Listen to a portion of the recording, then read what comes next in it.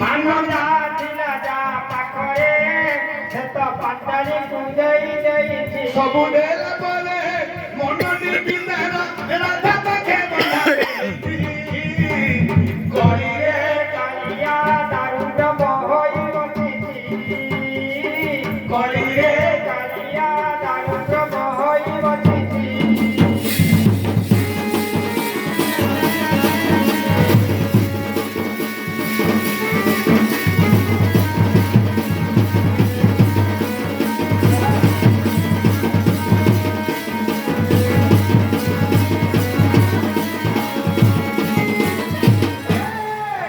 ଆରେ ଭାବ ଯାହା ଥିଲା ରଘୁବର ଗୀତ ନେଲା ଭକ୍ତି ଯାହା ଥିଲା ଭକ୍ତ ସାଲ ବେଗ ନେଲା ଭାବ ଯାହା ଥିଲା ରଘୁବର ଗୀତ ନେଲା ଭକ୍ତି ଯାହା ଥିଲା ଭକ୍ତ ସାଲ ବେଗ ନେଲା। ଆଉ ପ୍ରେମ ଯାହା ଥିଲା ଗୋପୀ ଗୋପାଳଙ୍କୁ ଦେଲା ଜ୍ଞାନ ଯାହା ଥିଲା ସଖା ଅର୍ଜୁନଙ୍କୁ ଦେଲା ପ୍ରେମ ଯାହା ଥିଲା ଗୋପୀ ଗୋପାଳକୁ ଦେଲା ଜ୍ଞାନ ଯାହା ଥିଲା ସଖା ଅର୍ଜୁନକୁ ଦେଲା। ଭୋଗ ଯାହା ଥିଲା ପାଖରେ ତାହାର ସେ ବନ୍ଧୁଙ୍କୁ ଦେଇ ଦେଇଛି। ଗଳିରେ କାଳିଆ ଦାରୁଣ୍ଡ ବହଇ ବସିଛି। ଗଳିରେ କାଳିଆ ଦାରୁଣ୍ଡ ବହଇ ବସିଛି।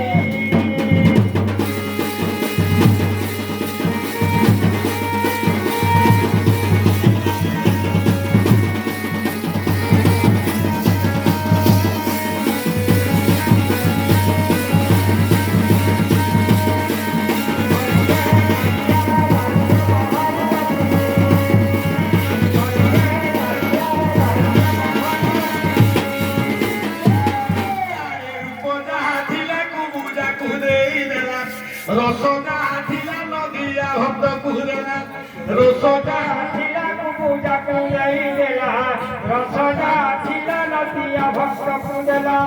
ରସ ଯାହା ଥିଲା କୁବୁଜାକୁ ଦେଇଦେଲା ରସ ଯାହା ଥିଲା ନଦିଆ ଭକ୍ତକୁ ଦେଲା ରସ ଯାହା ଥିଲା ପୂଜାକୁ ଦେଇଦେଲା ରସ ଯାହା ଥିଲା ନଦିଆ ଭକ୍ତକୁ ଦେଲା।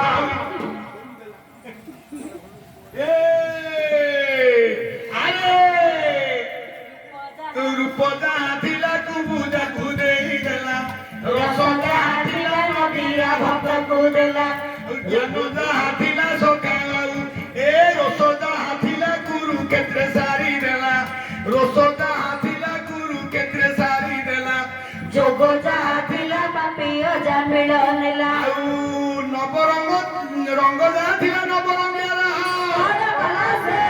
ଦୁନିଆରେ ବୁଣି ଦେଇଛି। ଗଳିରେ କାଳିଆ ଦାରୁଣ୍ଡ ବହଇ ବସିଛି।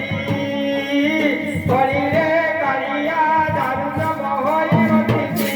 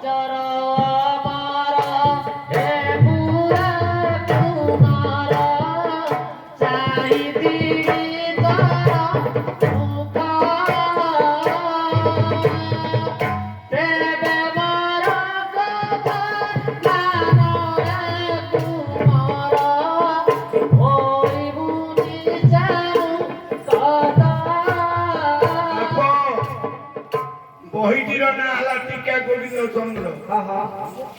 ଏ ଟୀକା ଗୋବିନ୍ଦ ଚନ୍ଦ୍ର ଗୁଣ ସାଗର ଯଦି ପଢୁଥିଲା ଆମର କଲେଜ ପିଲା ମଧ୍ୟ ତା ସହିତ ସମାନ ହଉନଥିଲା।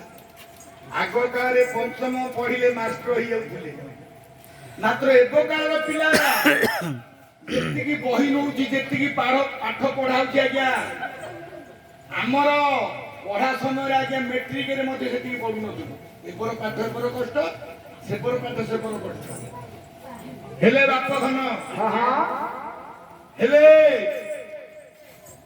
ଏ ଟୀକା ଗୋବିନ୍ଦ ଚନ୍ଦ୍ରରେ ମୁକୁନ୍ଦା ଦେଇ ରାଣୀଙ୍କର ସ୍ୱାମୀ ଯେତେବେଳେ ନିହତ ହେଇଗଲେ, ଯମପୁରକୁ ଗଲେ ମୁକ୍ତା ଦେଇ ଯମକୁ ପଚାରିଲେ ମୋର ସ୍ୱାମୀକୁ କାହିଁକି ଆପଣ ଘିନି ଆଣିଲେ?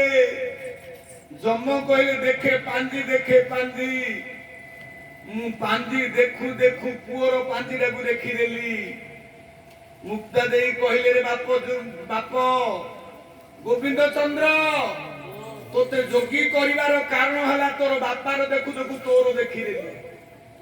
ତୋର ଆୟୁଷ ଆଉ ବେଶୀ ଦିନ ନାହିଁ।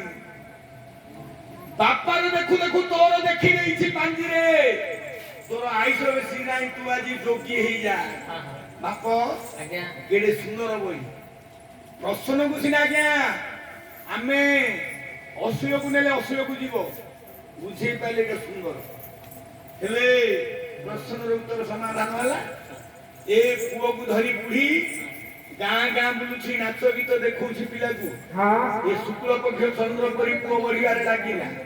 ଗାଁର ମା ମାନେ ପିଲାକୁ ଦେଖି ଦୟା କଲେ, ବହୁତ ବହୁତ ତଣ୍ଡୁଳ ଦେଲେ ପିଲାକୁ। ଏ ବୁଢୀ କଣ କରେ? ରୋଷେଇ କରି ଖାଏ। ଏ ପିଲା ତ ଖାଇବାର ଶିଖିନି, କାହାକୁ ଗୌର ଘରୁ କ୍ଷୀର ଟୋପା ଆଣି ପିଲାକୁ ଦିଏ।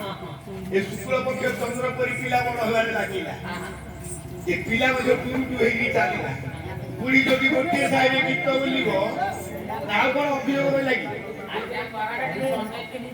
ମାନେ ବନେଇ ଚୁନି ବୋଇଲେ ଆଜ୍ଞା ଏଠି ଟୀକା ଗୋବିନ୍ଦ ଚନ୍ଦ୍ରଟା ଯଦି ବନେଇ ଚୁନି କହିବା, ସେଇଟା 2 ଘଣ୍ଟାର ପାଠ।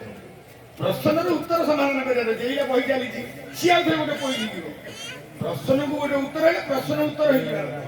ଆଉ ଗୋଟେ ପ୍ରଶ୍ନକୁ ଯଦି ଘଣ୍ଟାଟେ କରିବା, ଏ ବହି ହେଲେ ପିଲା ଗୋଟିଏ ବୁଢୀ ଗୋଟିଏ ସାଇଡରେ ଭିକ ମାଗିଲେ, ପୁଅ ଅନ୍ୟ ସାଇଡରେ ବୁଲେ।